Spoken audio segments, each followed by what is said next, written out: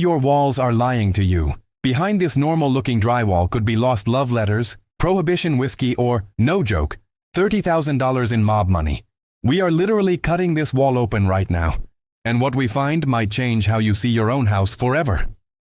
I'm in this insane 1926 fixer-upper, and the neighbors swear the guy who built it worked for Al Capone. There are no blueprints, no diaries, just this super weird bulge in the wall. And get this, a magnet sticks to it. Studs are made of wood, so that should be impossible. Today, we cut it open. Whatever's in here has been waiting 100 years. Let's go.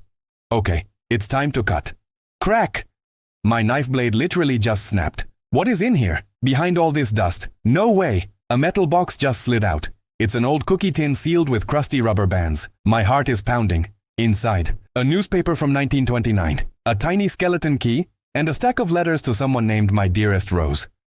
I'm trying to be super careful, and the first line I read says, "If you're reading this, I've either made it out, or I didn't."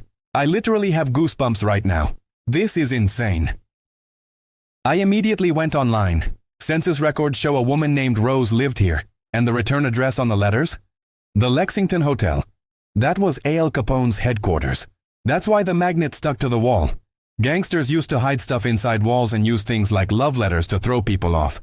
But this key is tiny, like for a safe deposit box. So was Rose hiding love letters? Or are these letters a map to even more treasure? You know we had to cut open another part of the wall. A heavy leather bag just fell out. Look at this. It's filled with 28 pure silver dollars and a sealed bottle of whiskey that says medicinal use only. That's how they got around the law in the Prohibition era. One coin is clipped on the edge, which is how criminals proved the silver was real. This is worth almost $2,000 today. But the real treasure is the story. Rose was hiding her money in the safest place she knew, inside a wall. This story was getting way too big, so I called the Chicago Historical Society. And you will not believe this. They connected me with Rose's actual great-grandniece, Carla. We met up, and she read the letters. It turns out Rose was saving up to run away with a saxophone player named Louis. But the last letter just stops mid-sentence. If the boys catch on, the money's... Carla started crying. She told us the family always heard that Louis was found beaten in an alley and Rose just disappeared. They thought she ran away, but now we know she never even made it out of this house. So, we had a huge choice to make. Do we keep the treasure or do we do something amazing with it? Legally, it was all mine. But selling history on eBay just felt wrong.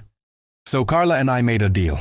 We're auctioning off the silver coins and the whiskey for thousands and splitting everything 50-50. And the letters, the key, and the cookie box are going to a real museum, the Chicago Historical Society. Rose's story will be preserved forever.